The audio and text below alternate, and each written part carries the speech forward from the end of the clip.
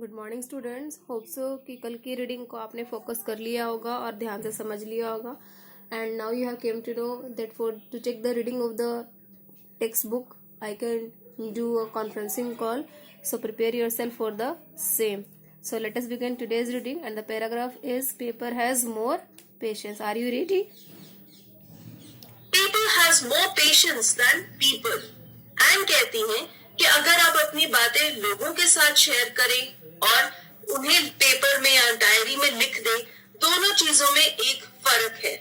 क्या फर्क है? वो कहती हैं कि लोगों में इतनी पेशेंस नहीं होती कि वो आपकी बात को आराम से सुने, लेकिन पेपर में ऐसी कोई प्रॉब्लम नहीं है. कोई भी फीलिंग्स है, आप एक डायरी उठाएं या एक पीस ऑफ पेपर लें और उसके ऊपर अपनी फीलिंग्स को आराम से लिख दें. जितनी मर्जी डिटेल में लिखें, जितनी बारी लिखें, आपको पेपर कोई ऑब्जेक्शन नहीं रेज करेगा. तो कहती है कि पेपर और लोगों में ये फर्क है.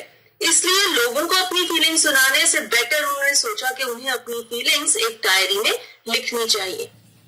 I thought of this saying on one of those days when I was feeling a little depressed and was sitting at home with my chin in my hands, bored and listless, wondering whether to stay in or go out. And मैं ये चीज उस दिन realise की जिस दिन वो थोड़ी सी डिप्रेस थी, सैड थी.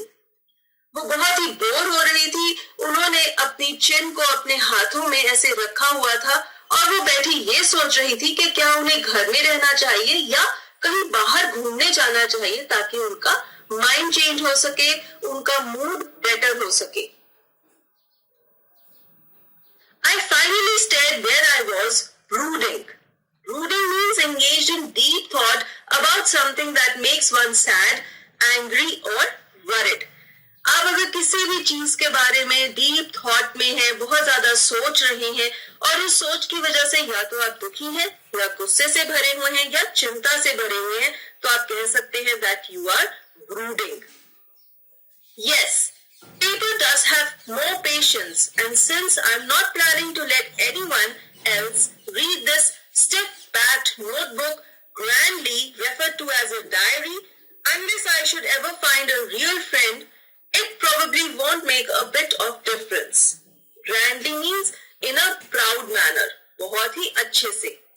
किसी चीज को जब आप डायरी कहते हैं तो उसका मतलब ये बन जाता है कि वो बहुत ही प्रेशियस और बहुत ही अच्छी चीज है. तो एन कहती हैं कि मैं ऐसे ही सोच विचार में डूबी हुई थी और मैंने ये रियलाइज किया कि किसी से अपनी फीलिंग शेयर करने से बेटर है कि उसे मैं पेपर के ऊपर लिखूं, क्योंकि पेपर पेशेंट है. वो आराम से बहुत ही धैर्य के साथ मेरी बातों को सुनेगा और समझेगा. और फिर उन्होंने रियलाइज किया कि उनके पास एक डायरी है जो एक बहुत ही महान चीज है. वो एक नोटबुक है जिसकी स्टिफ बैक है. स्टिफ बैक मीन्स उस पे बाइंड किया हुआ गत्ता लगाकर उसकी जो कवर है उसे स्टिफ बनाया हुआ है, और इसीलिए वो एक बहुत ही ग्रैंड, बहुत ही लैविश चीज है जिसे हम डायरी कहते हैं.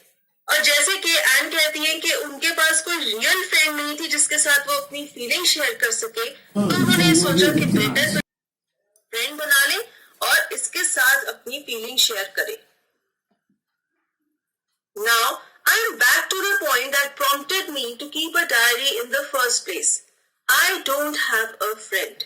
एंड कहती हैं कि उन्हें डायरी इसलिए लिखनी पड़ी क्योंकि उनकी कोई ट्रू फ्रेंड, कोई सच्ची मित्र नहीं थी जिसके साथ वो अपनी फीलिंग्स शेयर कर सके.